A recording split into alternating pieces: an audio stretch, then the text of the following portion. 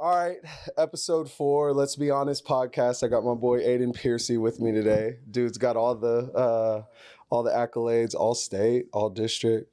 So, dude, how many bombs did you hit as a senior again? I had 4. 4, and then 1 in preseason, so we'll say 5. Yeah. I always start the podcast off with a little story, so I'm going to start one off about my boy. So, that first year I coached you, right? 12 years old, and towards the end of the season, you were like, Coach, I want to catch next year. And I was like, okay. Cause you were super stiff, just not a naturally flexible kid. You weren't like a fat kid, but you were stiff. Yeah. I mean, yeah, but you just, weren't super mobile. So, I told you that was going to be really hard, and you're going to have to, work your butt off just to be able to catch in general. And 3 months later, you were damn near doing the splits. That was crazy. And I knew, I was like, okay, this is going to be my boy. Because, some kids you can't and I think we can be honest, I wasn't maybe the nicest about it. You know what I mean? Truthful. It was, most coaches are like, man, you work hard, you do everything, you got a chance. But it was basically you better get to freaking work or it's not going to work. Yeah. And I was, since then, we've, we worked together a lot. You played for me for a long time. We've done a million lessons. We put in a lot of hours of work together, man. But I knew in that moment, I was like, it doesn't matter if I was going to be your coach long term or not. But I was like, yeah, no, he's going to be a dude, because you just you were able to take criticism and not be butthurt about it and find another team to play for. Yeah. You just, went to work. So love that about you. Still that way. You know what I mean? Still that way. One of the hardest working kids I know. And what's crazy is for a guy like you, it was necessary. You just had to do those things. So I think, it may have been easier for you. There's a lot of guys out there that have, physical tools and have talent, all this thing, and they don't want to put in the work, but you had to. And, so I always have a lot of respect for you for that, man. You just, if I would have had a half of your work ethic, I really think I'd be playing on TV. Just a half of your work ethic, and I didn't have it. So, you were a joy to coach growing up, man. So definitely want to tell you that. But, I want to, I think we're going to have a really good podcast because you're super smart. So you have a lot of, you got a lot of knowledge about the game. You're a super student, right? Even sometimes we have conversations that I wouldn't say that we're clashing, but we have, we disagree at times, when we're training, and I think it should be that way when you're training at a high level. It has to be a team effort, for you to be as good as you can be. And it takes some from me, it takes some from you. Right. But just as a player growing up, what do you think, if you had to pick one thing that attributed, to your success, giving you a chance to play, at the next level and further your career after high school, what is it, if you had to pick one thing? I'd say it's my toughness. And it's always, my dad was my youth football coach, and he really instilled that to me. Rub some dirt on it, get back up. Yeah. And it helps with everything. Oh, I don't want to go work out today. Yeah. But you just got to do it. It's just part of, if you want to be good, you got to do it. I don't want to stretch today. It's already late. I want to go to bed. But if you want to beat the guy who has the job you want or the job you want to have, you better be stretching or you don't deserve it.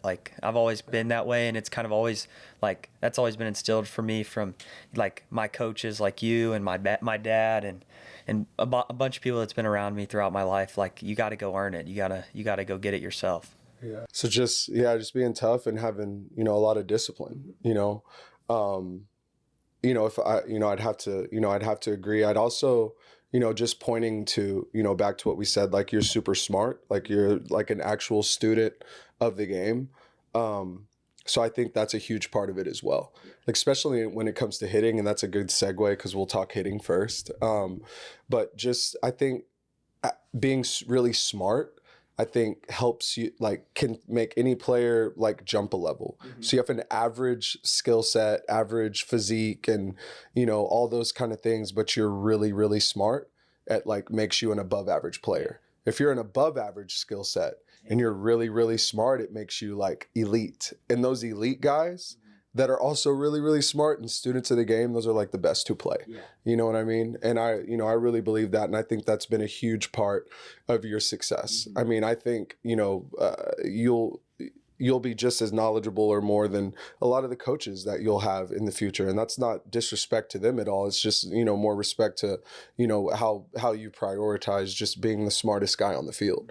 I'll take a little credit for that, growing up, you being, one of my catchers, but with hitting, what's the most important thing for you when it comes to having success at the plate?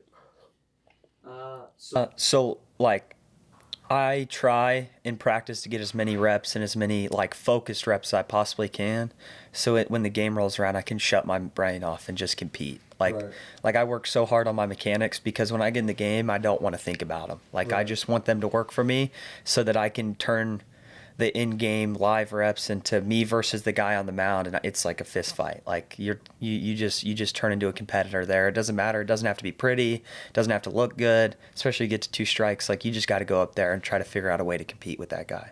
Yeah. So, you talk about like being hard on yourself about mechanics, and you send me. I want to say you send me video of like all your hitting sessions. And where do you weight mechanics and mental approach? Like if we've got, if we had to weight them 50-50, them being equal. I'd say like when it comes to games, it's 70-30. Like you 70-30. Yeah. 70 mental, 30 mechanical. Like you got to go up there because you see major leaguers who don't have the prettiest swing, or you could go through videos and they're like, oh, that guy casts, that guy is around the ball, but he's playing in the big leagues. Like there's a reason for that. That guy's he's got to have something up there that most people don't. So like if you don't have confidence in yourself, if you're not an elite competitor, like you're going to struggle at this game no matter how good your swing is. Like that's one thing I've always learned and figured out as I've gotten older. Not agree more. And like from a mechanical standpoint, like, and you could be broad about this, but like what is your number, what's your number one focus? And before you say that, like you have to have this understanding that everybody's feel is going to be different, from the jump. But what is yours? What is your number one feel at the plate? You feel like you have to do this well mechanically or you can't be successful? Well, now I have 2 after today's session, but I would say the first one is like feeling like I'm turning my hands like right under my chin, because I'm a guy that gets steep. Like that's my fault. Like I don't have any problem if I'm dipping. I don't have any problem figuring out how to get that way. But my problem is I'm usually on the side of like out, around, and steep, and I need to get inside and like up and through kind of. Okay. So that's my biggest thought. And then now it's not spinning too much on that backside. Man, I love that for you. And I think we should chop it up a minute about that, because, just about like kind of relationship between, hitting coach and student. But like, how long do you think I've been on you about the back toe? Like since we started. I mean, yeah, I feel like it's foundation, right? Like it's like first we start, it's like dead feet. Mm-hmm. Don't move your feet at all. Stop moving them, right? And then we kind of transition into the big toe. And then that typically at max effort turns into the kickback, and it's like, and then you got to that point where you were kicking back and you were just still kind of like not stopping not hitting the brakes well enough. And then that back foot wasn't being pulled around because you turned really well. You were just doing it. Mm-hmm. You know what I mean? And, for you, just getting to that point where you break well, like you've done all this hard work on being strong and mobile, and you can break really well, right? So, I love that for you. I hope you continue to do that. And again, like it was never something that I thought was keeping you from being good, and I remind you, there was times that I reminded you even in the spring. Like I remember early spring, I'm like, dog, I wish you would just stop getting on the ankle. Like stop getting on the baby toes. Why do you do that? Right. And I'm gonna be hard on you about it. And then like we get through the season, and like in the spring, it's more like, fall training is more like, breaking your swing down, trying to get our mechanics as good as they can be before February 1. And then once February 1 hits, like that training switches. Now we're doing more competitive. Now we're doing more like focus on ball striking, like you earn your cuts, right? Like high velocity, working on the breaking ball machine and all those things that help you be a better competitor. But you know, I hope that that's something that you take forward. Yeah. And I love the high hands vibe, right? Like just always working everything above the ball. Yeah. And that way we can actually like have some tilt in our swing, right? Because if you're a guy who, you know, focuses on having good tilt, but you don't really start that barrel high in the zone, you don't have a chance, especially when you start, and you see guys with great moves like at the high school level, and they get to college and they find themselves bouncing around and not playing because the velo's more, right? And the spin rates are better. That ball's getting above their barrel. So it's just like, I know it sounds funny, but it's one of the things about hitting. There's so many, and we can like see if we could come up with a few together, but there's so many like of these catch 22s in hitting. Right? Like, you know, round ball, round bat, but we'd love you to square it up. Yeah. Okay. Yeah, it makes a ton of sense. Or keep your hands above the ball, but also get it in the air because ground balls don't play. You know, like yeah. Right? So you know, it's interesting, you know, rotate well, but also stop rotating well. Like okay, like it's, you know, it's why hitting is hard. It's why it's hard to learn, why it's hard to teach. It's why there's all these different. Yeah, I do think that a big thing when it comes to that though is like kind of owning your own swing. For sure. Like that's one thing I've always prided myself on. Like there's some guys that need to think like Bregman's feel, where you keep the lights to straight to the dugout, and then there's some guys that need to think like get this shoulder through and rotate a ton. Spin, like Juan Soto. Yeah, like Juan Soto vibes. Like, but it's just kind of like you go to some hitting coaches and it's very, I would say like cookie cutter, like you got to be this guy. Like you have to hit like blank, or you need to make this move. And one thing I've always figured out is it's not always like that. Like, and there's times like I've gone to different hitting coaches to learn things. Yeah. And I've come back to you and talked to you about it, and we figured out how that fits in my swing or how it might not. Like, and it's just being a sponge and like never saying no. Like, a lot of guys know what they're talking about, or they're saying the exact same thing that you're saying, but differently, and it might click. So if a coach like walks up to me and says, hey, you might want to try this, I always try it because it might not help me in the moment. It might not be what I'm messing up now, but it might help me if I'm doing the wrong thing later. I could come back to it. It's in the file somewhere and be like, hey, maybe I need to try this. And then light bulbs go off. Like it's just trying to be a sponge, because like if you surround yourself with good coaches, there's a lot of small nitbits that get left behind and you could use in the like future and stuff. No question. I think that's a great point. And I think, you know, the best coaches, you know, it's what I try to be, and it's what my dad was growing up. You know, just having 1,000 ways to say the same thing, you know, or 1,000 ways to teach the same thing. You know, and I think that's, you know, I think that's a skill set. I think it's super important. And just being a student of the game, like you think about like anything, hitting is weird in that people want to learn one way. Yeah. And I don't teach that way. Like I try to teach, like I would try to teach y'all everything I know about hitting. Like I hate ground balls in the cage, you know this, but there are days where we work ladders and I'm trying to have you beat it off home plate and then in front of the pitch, you know, like, there's days where we work like hard ground balls to the right side. As much as that pains me, I know that helps you compete come game day, right? And I'm trying to teach everything, right? And just like, and again, hitting is weird that way, where people want to learn like one way. And it's like, if you're a doctor, maybe you have a special, you know, maybe you specialize in something, but like, you know, like the science of being a doctor, you had to study all of it, and then you kind of picked what you wanted. Or law, like, you know, because you go into family law doesn't mean you don't know criminal law. Like it's like you learn things like encompassing, and for some reason hitting is not that way. And it's like, you should learn everything about hitting. You should learn why the downswing or the down feel works for this guy, or when it works in the game, or why having an upswing works for this guy, or when it might work for you, like oppo feel, or learning how to pull the ball better. Like that's something that's like left behind because everybody's like, oh, you know, direction and inside out and hit the ball the other way. But it's like, A lot of guys can't pull the ball in the air. We talk about this all the time. Like, hey, this guy like has a lot of juice, but he can't get it in the air on his pull side. He hit it 99, but it's a single to the left fielder, right? It's like he can't get it in the air. But just learning like hitting in general, learning all of it. And then you figure out, what works best for me and what guys I should try to copy and what guys I should listen to. Like, guys with my body type, guys who move like me, like same feels and stuff. Yeah. But you can't, like the biggest red flag is for a coach for me is when they immediately bash another coach's like style. Like I may not agree. I may think something is like silly to teach to the masses, but I'm always looking for why it might play. Yeah, because I mean, like, and you're a guy. I have all my friends, most of my friends, Peyton Adams, Matthew Novominsky, both y'all need to get on the pod. But yeah, shout out.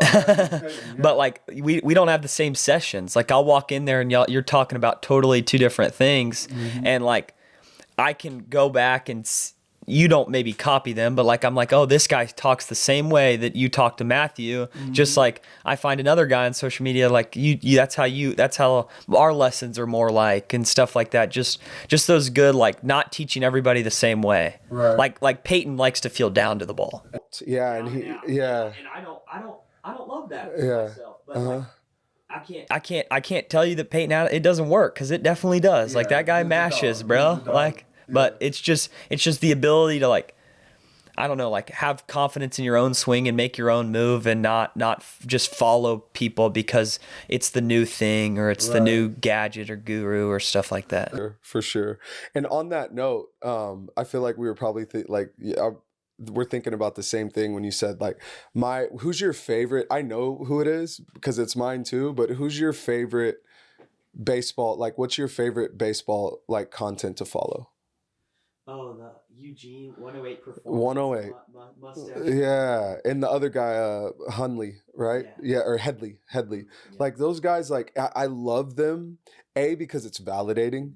They like are teaching, they have high level dudes and they're teaching similar to me. So that's like a big reason why I love those guys. But also it's just like, the way that they kind of mesh old school, new school, which has been like my vibe. Like, how do I mesh old school and new school? And I'll listen to like Eugene talk about like, just like my dad. Like the other day he said, oh, like he did this video and he said something like, oh, now we're cooking with grease. Yeah. And my pops used to say it all the time, dude. And just like the way they talk hitting, it's high level, but simple. Yeah. Like there's never these big, concepts to understand. It's super simple, and I love what they teach, and that's the kind of content that I like, that I like to follow. It's not gimmicky, right? Like, I was swinging the water bags. We were swinging the water bags before I even knew about this dude, and then like I see them working it and like some of their progressions, and you're damn right, I stole some stuff.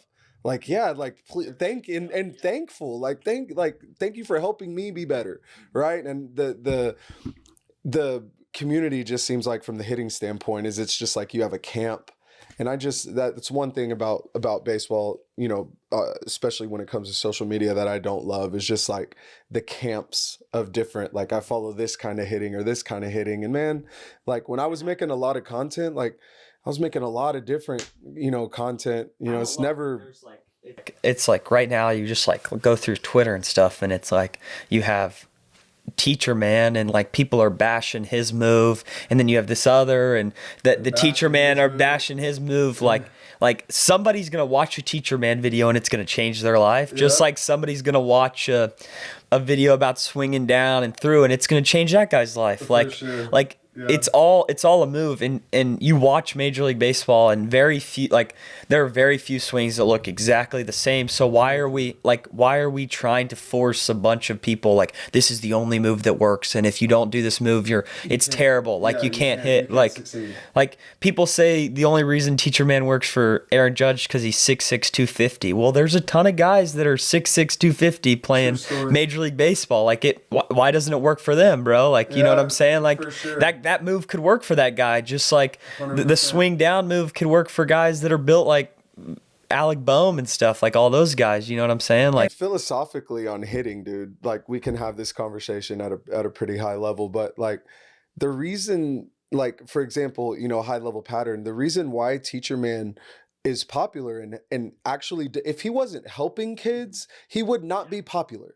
People don't just like his content because it's different and it's weird and, oh, I decide to like it. They try it and it works. And why does it work? You talked about this earlier with your issue at the plate.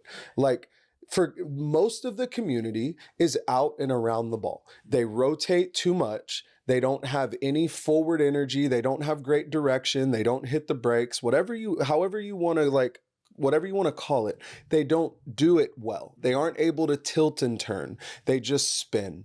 So when Teacher Man, like when you work a Teacher Man feel, all it is an exaggerated feel. Mm-hmm. It's not dissimilar to your on deck feel. Yeah. Like, you don't dump the barrel in the catcher's mitt, but you do, like, lay it down and shallow it. Golfers call that move shallowing the club, right? That's how golfers learn to draw the ball, because they can shallow it and get inside and work in to out as opposed to out to in. It's why every baseball player in the world picks up a golf clubs and hits a slice, because they're down and around and across, and like that's all it is. So you're just making an exaggerated feel a way to learn to hit, which is not it. Like, if you have a guy who's like too far on his backside, he doesn't get a forward move, and he falls and he leans back, like, the Teacher Man feel is going to ruin him. That guy needs the A-Rod, down and Pujols down and out feel to get him off his backside and to level his swing. So, like, again, when you're a real student of the game, and you're actually like a real baseball mind, when even though you see something silly, you think about how it could help, right? Because there's something in what everybody does that would help.